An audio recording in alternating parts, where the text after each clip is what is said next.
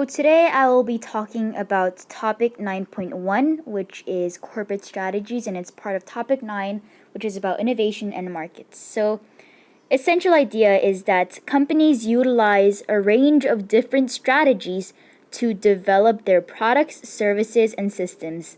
So this is all about strategies and how organizations can grow and develop their products. So let's briefly go over the topics that I will be talking about in this video.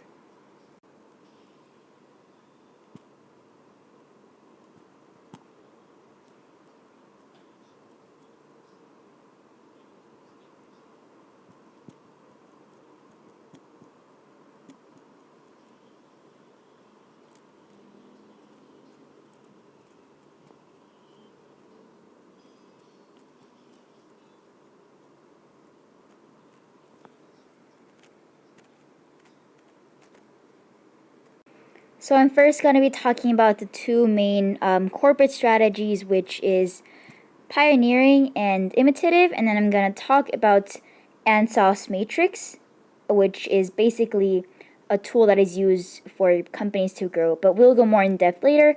And I'm going to talk about CSR, which stands for Corporate Social Responsibility. So what is pioneering strategy? Well, pioneering strategy is all about being the first to market with an innovation.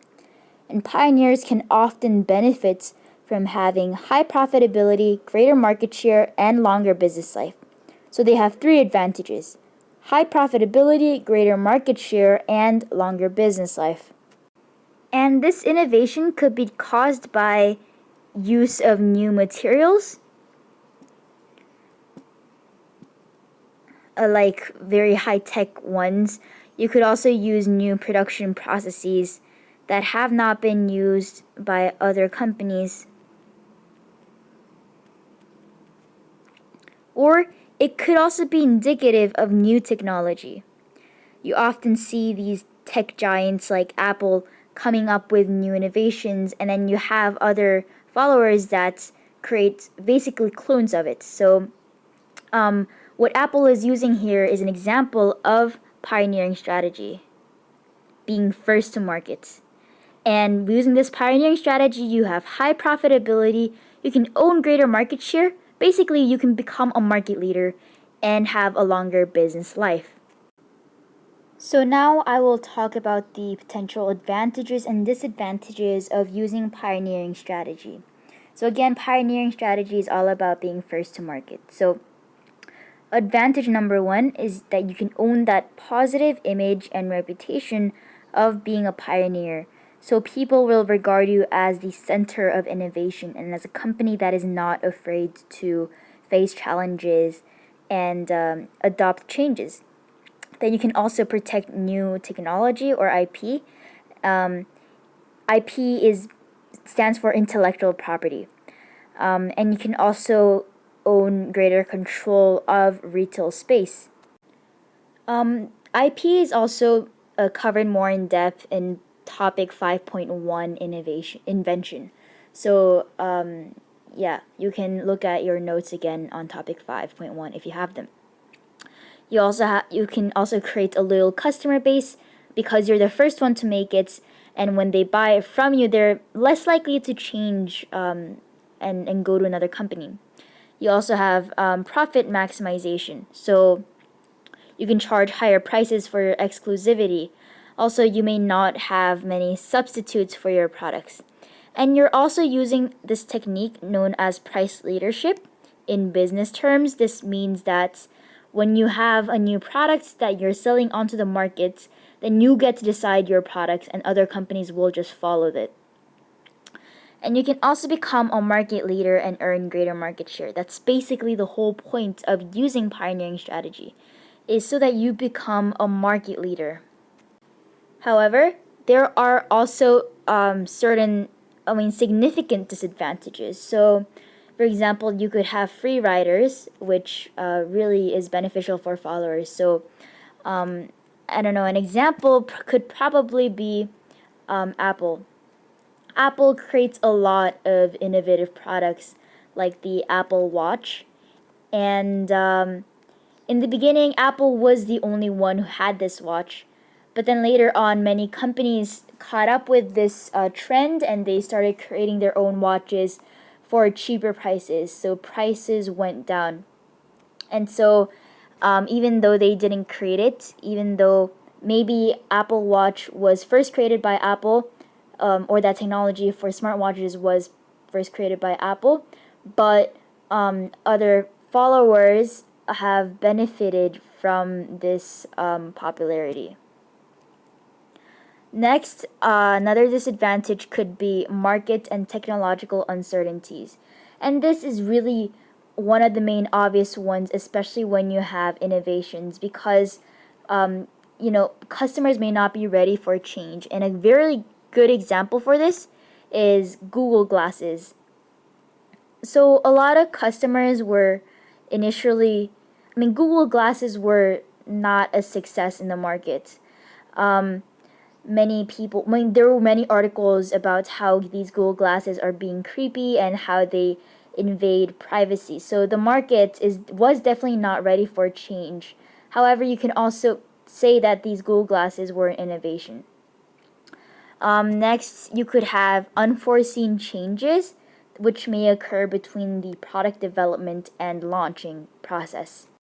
So an example could be changes in customer preferences, which may have occurred between the product development and launch process. So you didn't really take that change into account when you're developing your products. And the fourth is the most obvious. You have very, very expensive R&D processes. So R&D stands for research and development. This is research and development. And this is the process when you're creating prototypes, you're developing your product, you're kind of planning it out first. And when you're creating innovations, you obviously need a lot of time and money to create successful innovations, to create things that work, because you're the first one that is doing it. And the last disadvantage is that there's a difficulty in conducting primary research, as well as creating primary demand. It's really expensive to have marketing campaigns to educate customers about these products. And one of my favorite quotes is by Henry Ford, which really shows how difficult it is to conduct primary research, especially for innovative products. And this quote basically says, "If I had asked people what they wanted, they would have said faster horses." So, Henry Ford basically is the founder of Ford Motor Company, and he didn't invent cars, but he did invent automobile that was accessible for middle class Americans. It was really affordable. And so when he was creating this product, he would have obviously conducted primary research, but since they did not know about the existence of cars, they would have just wanted faster horses. So that's an example. The second strategy I'll talk about is imitative strategy, and it's developing products that are similar to existing products. So obviously, research is going to be centered around existing products within a sector, and the formats that they use. Formats of products refers to materials. So using imitative strategy, you could use the same materials, the same technology, or production processes as existing products. So it's the opposite of pioneering. You're not creating your own, but you're following others. And this approach is mainly used by companies who want to reduce risk and also reduce money that is invested in R&D, because as one of the disadvantages of pioneering, we said that R&D process was very costly. So now I'm going to introduce the Ansoff matrix, and this is basically a marketing tool which provides 4 strategic development options for corporate growth and evolution. So it's basically used by companies that want to grow and innovate their companies. So this below is the Ansoff matrix, and over here you see product and you see markets on the vertical axis. And then for each of these, there's existing products or new products, existing markets or new markets. And so these are the four strategies: market penetration, product development, market development, and diversification. So just for a few seconds, I want you to think which strategy will have the most risk and which strategy will be the safest.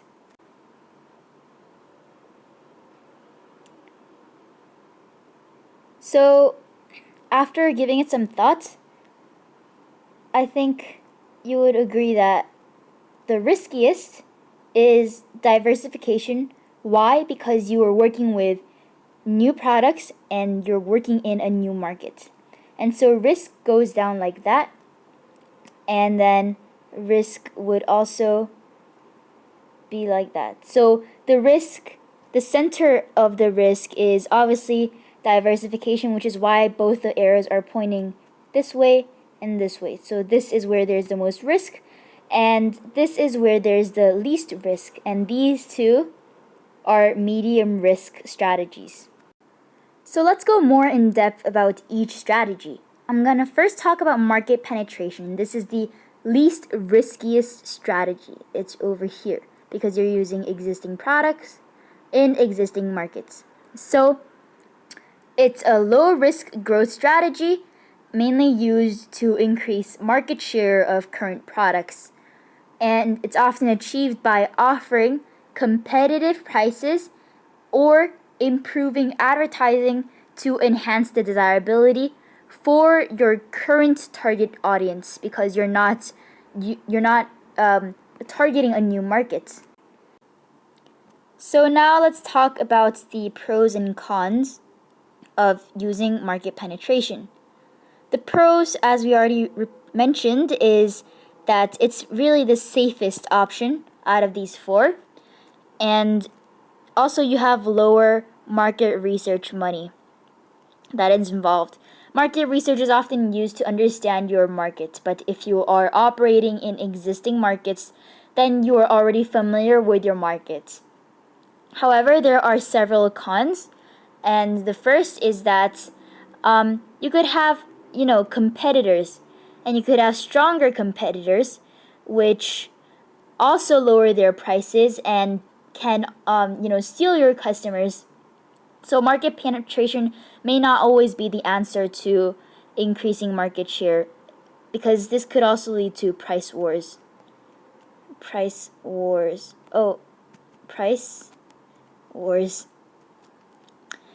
And the second is that it's not really suitable for markets that have reached saturation.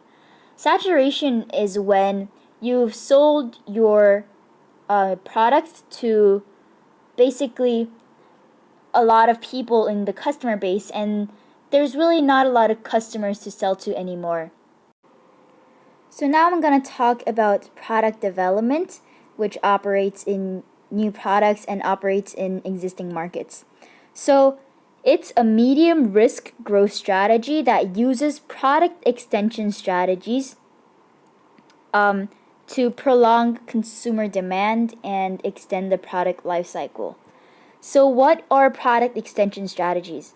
Well, product extension strategies could be creating new versions, like how Apple always creates iPhone X, or just new versions in their product line, creating new generations for your products. You could also have new packaging and etc. So it's basically making changes to your current product, but you're still appealing to existing markets. So new products with the same markets. So you're already familiar with the customer base.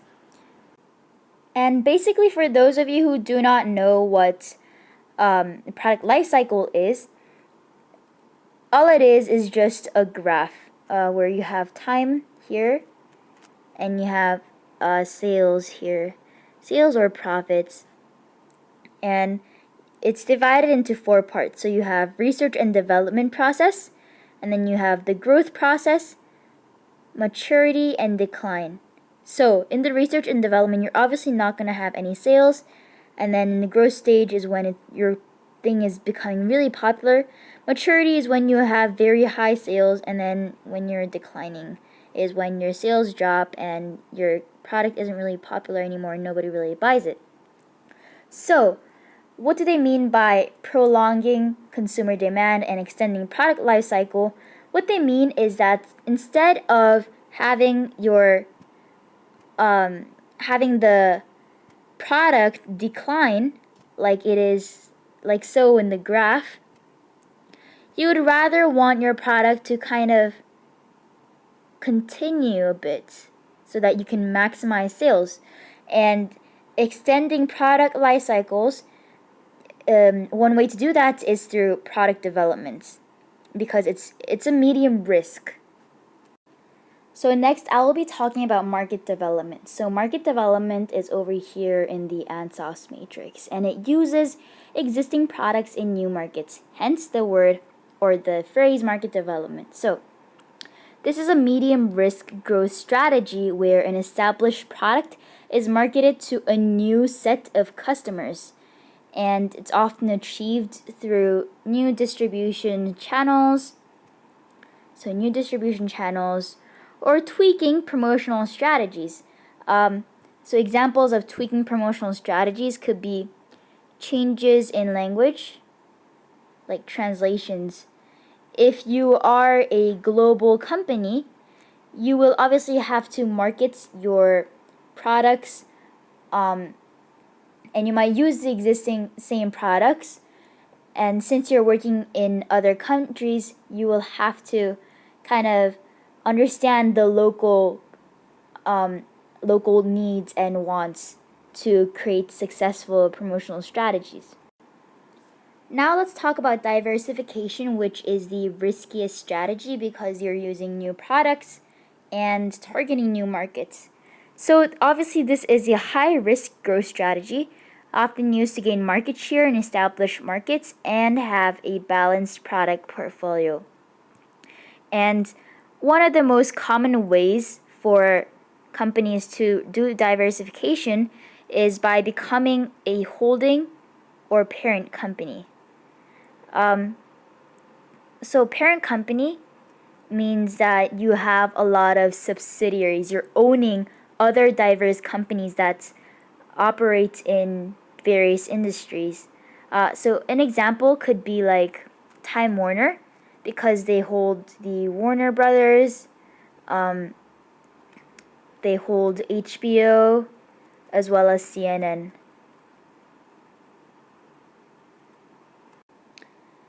Lastly, I will be talking about corporate social responsibility, or CSR. And this is the corporate belief or objective that a company needs to be responsible for its actions socially, economically, and ethically. And the important idea is that these companies that are, doing CSR, they aim to achieve a kind of balance. A balance, you see, like that. So they aim to achieve a balance between the economic,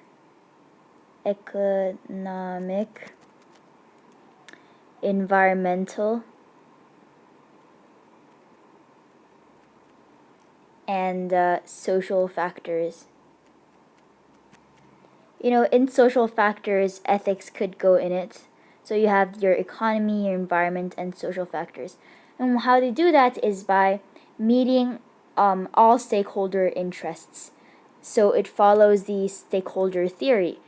Stakeholder theory is basically just follow stakeholder interests. And what is a stakeholder? Well, a stakeholder is someone who has some kind of interest in the company. That stakeholder is someone who has interest. Examples could be like customers, employees, shareholders, etc. So Companies that are aiming to achieve CSR are often companies that go beyond what is required by government regulations or pressure groups. So, to just recap, today you have learned about pioneering strategy, imitative strategy, and these are two strategies used for companies to grow and expand their products. You've learned about the Ansoff matrix, which is the grid that you saw, and you learned about CSR. And this is all part of, just to remind you again, this is all part of a topic 9.1 and all about corporate strategies.